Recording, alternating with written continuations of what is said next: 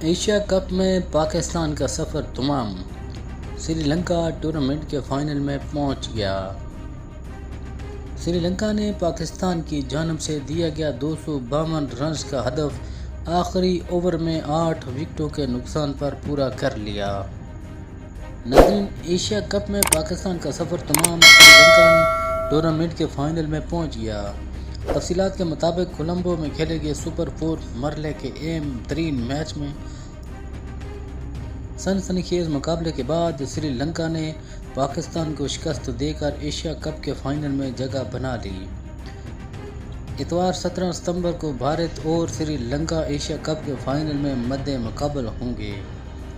جمعرات کے روز کولمبو میں کھیلے گئے میچ میں سری لنکا نے پاکستان کی جانب سے دیا گیا 252 رنز کا ہدف آخری اوورز میں 8 وکٹوں کے نقصان پر حاصل کیا۔ سری لنکا کی اننگ کے دوران پاکستان کی ایک غلطی قومی ٹیم کے لیے شکست کی سب سے بڑی وجہ بن گئی۔ محمد رضوان کے ہاتھوں 10 رنز پر ڈراپ ہونے والے لنکن بلے باز لنکا میچ کے آخر تک وکٹ پر موجود رہے اور آخری اوور میں اپنی ٹیم کو فتح دلوانے میں کامیاب ہو گئے۔ انہوں نے 49 رنز کی اننگ کھیلی۔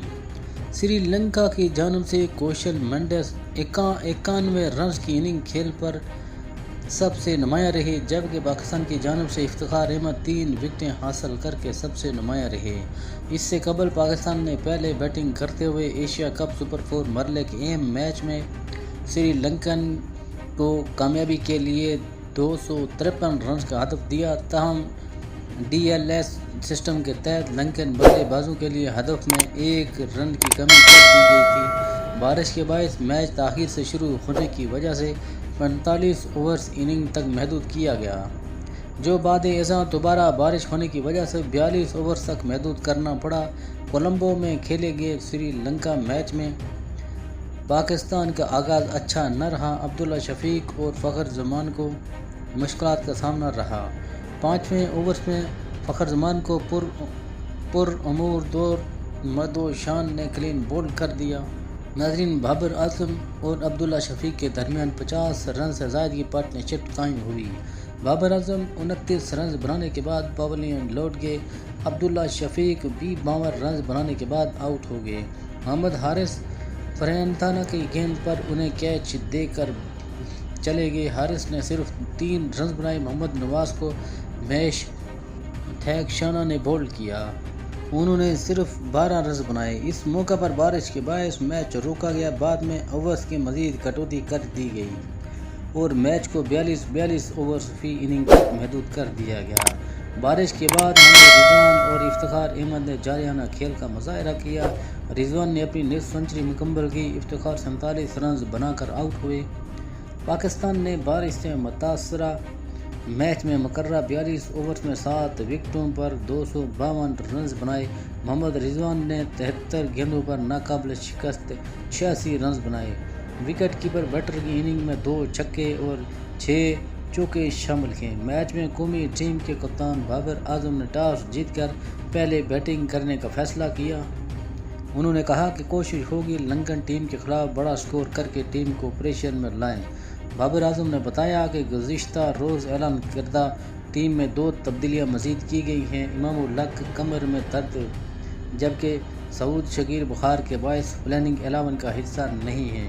اس موقع پر سری لنکا کپتان داسن شناسا نے کہا کہ پاکستانی بیٹنگ لائن کے جلد وکٹیں لے کر کم از کم ہدف تک رکھنے کی کوشش کریں گے۔ انہوں نے مزید کہا کہ ٹیم میں 2 تبدیلیاں کی گئی ہیں، کوشل مہرازا اور پرمود موشن کو اسکواڈ میں شامل کیا گیا ہے۔ قبل ازیں میچ کا ٹاس بارش کے باعث تاخیر کا شکار ہوا، جس کی وجہ سے امپائرز نے دونوں ٹیموں کے درمیان مقابلہ 45 اوورز تک محدود کر دیا۔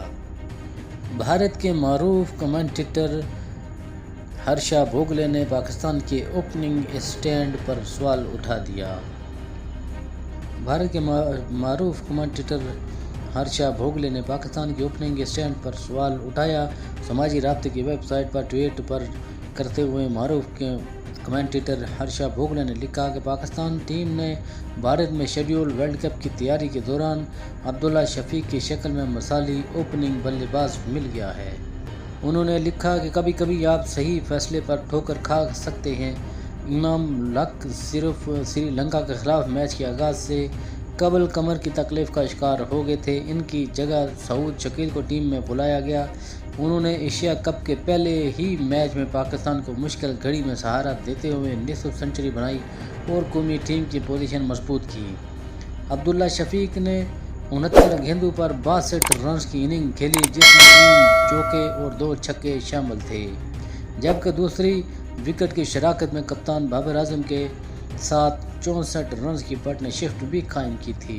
ناظرین، اگر آپ چینل پر نئے ہیں تو چینل کو سبسکرائب کرنا نہ بھولیں اور ساتھ ہی لگے بیل آئیکن کو دبا دیں تاکہ ہر انفارمیٹیو ویڈیو آپ تک بر وقت پہنچ سکے۔ اپنا خیال رکھیے گا، ملتے ہیں نیکسٹ ویڈیو کے ساتھ۔ اللہ نگہبان۔